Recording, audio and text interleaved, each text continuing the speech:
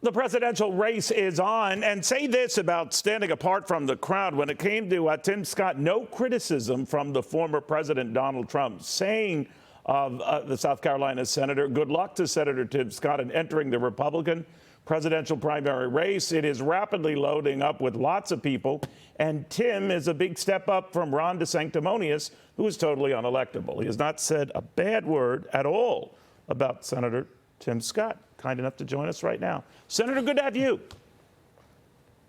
Neil, thank you for having me back on the show. It's been too long. It has. Congratulations on this. Obviously, you've got a lot of financial interest, more than $20 million. Not bad for someone who is being dismissed, or those poll numbers look kind of weak. You're at about 2%. But I hasten to add, Senators, Jimmy Carter was in that territory in 1976. I think if we could show that, I think it worked. This is the one where you're at 2%, roughly the same area where Jimmy Carter was in 1976. We knew he would go on to topple those giants and get the Democratic nomination. You might pull the same. What do you think of that? Well, absolutely. There's no doubt that our numbers will continue to rise. But more importantly, this race is less about me and more about America's future. I believe America can do for anyone what she has done for me. It is time for us to restore hope, create opportunities, and protect the America that made my life possible. That's why I say Made in America is my story, and we have the most authentic path forward. We are the best candidate to destroy the lies of the radical left. Victimhood, dead. I believe that we will continue to show why America remains the city on the hill, the beacon in the midst of the storm. My life disproves those lies of the left. I'm ready to go to work. Put me in, Coach. I'm looking forward to it. And it might work. I mean, certainly we've seen times we focus on these polls, Senator, myself included. And as you've reminded me in the past, they can be fleeting and often are. I'm reminded back in 2008 when it didn't look like Barack Obama had a chance. He was second to Hillary Clinton by a country mile. I can go on with even John McCain, who would go on to get the Republican nomination. But at the time, it was Rudy Giuliani's to lose. So you're quite right. We're reminded again and again how wrong these things can be. But you still have to get to that point of building up on that. And I'm wondering if this could be a redo of 2016 when we have a whole lot of Republicans in the race. Many more could be coming. And I'm just wondering, in that environment, whether it serves Donald Trump well and not necessarily you well. In other words, he could divide and conquer that environment, much as he did back then.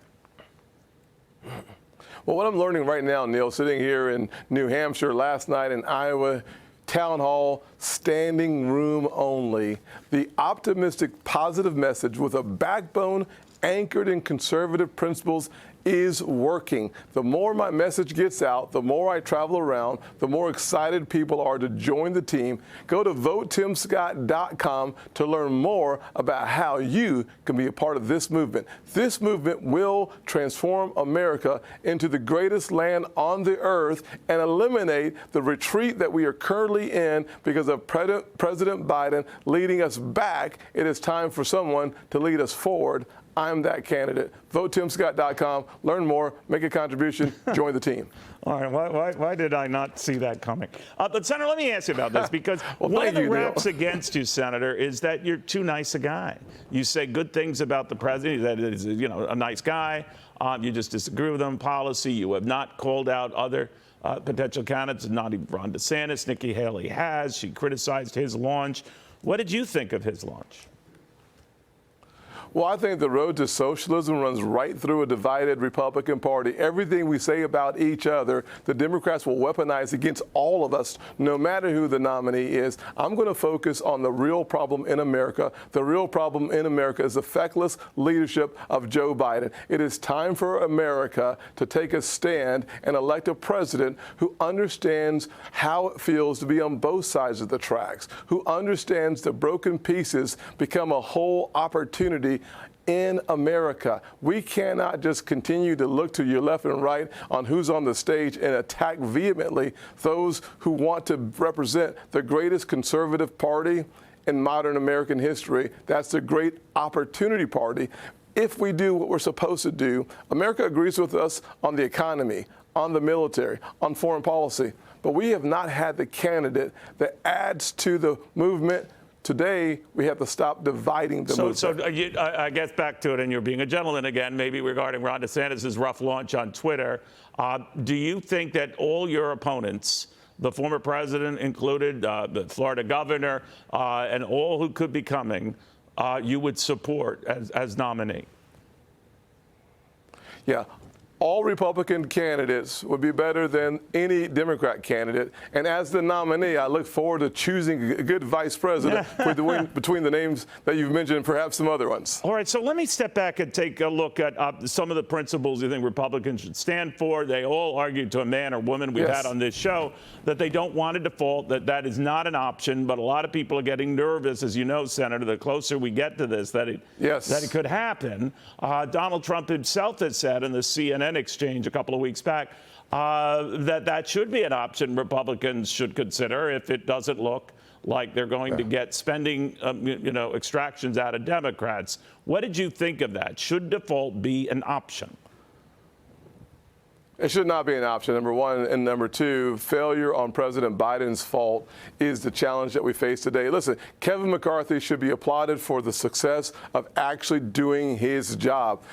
Neil, I asked the question to you rhetorically. What's wrong with actually reinstilling or reinforcing work requirements for those receiving social benefits? Bill Clinton said yes. Joe Biden has moved so far to the left that now work requirements that save $120 billion is not an option. Joe Biden unconstitutionally offered student loan debt cancellation to those with student loans. That's $480 billion worth of savings. Raise your hand, Neil, if you think we need 87,000 new IRS agents. That's another $120 billion So you think that savings. the Republicans should be very consistent on these spending issues. Now, when it comes to Ukraine, we get mixed signals out of some of your opponents, including Governor DeSantis, maybe by extension Donald Trump, as to whether that's worth the good fight and whether you as president would support Ukraine in its fight. I absolutely would. Here's the failure of President Biden again. We should know as Americans, what is America's national vital interest in the conflict with Putin and Ukraine? One of the most important priorities that we should have is degrading the Russian military. By degrading the Russian military, we are preventing attacks on the homeland as well as our NATO partners that are contiguous with Ukraine. But when Ron DeSantis said this in the beginning, Senator, when Ron DeSantis said in the beginning that this was more a border dispute, he dialed that back. And Donald Trump has talked about the idea of within one day I would end this thing. Don't know how he would end this thing. What do you think of those approaches? Well, the bottom line is we know this is more than a territorial dispute. What we do know is that degrading the Russian military is in America's national vital interest. We also know that we do nothing with a blank check. We need to have accountability as a part of the apparatus that we're using in order to continue to provide resources to the Ukrainians. Finally, I'd say this, Nell. Our border crisis is on the minds of Americans. When you see 70,000 Americans losing their lives because of the Mexican cartels tracking fentanyl across our border, and President Biden is not even addressing our southern border, which is a national security exposure, Americans wonder, we can go all the way across the overseas, but we can't deal with our home front. That's the kind of feckless leadership that allows for a new president, President Tim Scott, to come to the table and offer solutions to the American people that we can all embrace. Common sense leads to common grounds. We can get it done, one American family working together. We don't have a lot of time, Senator. Much has been made about the age of not only Donald Trump, of course, but more importantly these days about President Biden, whether you can be too old. Someone talked about having competency tests. It really depends on the candidate, the age of the party. I get it. How do you feel about that? Is there a point you could be too old to be running for president? Well, the problem with our current president has nothing to do with his age. I'm not going to give him any way out. He's been incompetent in his job. We should measure his performance by the performance, not by his age. Let's not give him any wiggle room. Do your job, Joe Biden, until it's no longer your job. And November of 2024, that job's going away. We're going to have a Republican in office, going to be there by November 2024, and I look forward to being that candidate. All right, we'll watch it closely. Senator Scott, good luck. No, you're in New Hampshire. We'll be canvassing all these battleground states, including Iowa. We'll be watching very closely. Good seeing you again. Hey, Sean Hannity here. Hey, click here to subscribe to Fox News YouTube page and catch our hottest interviews and most compelling analysis. You will not get it anywhere else.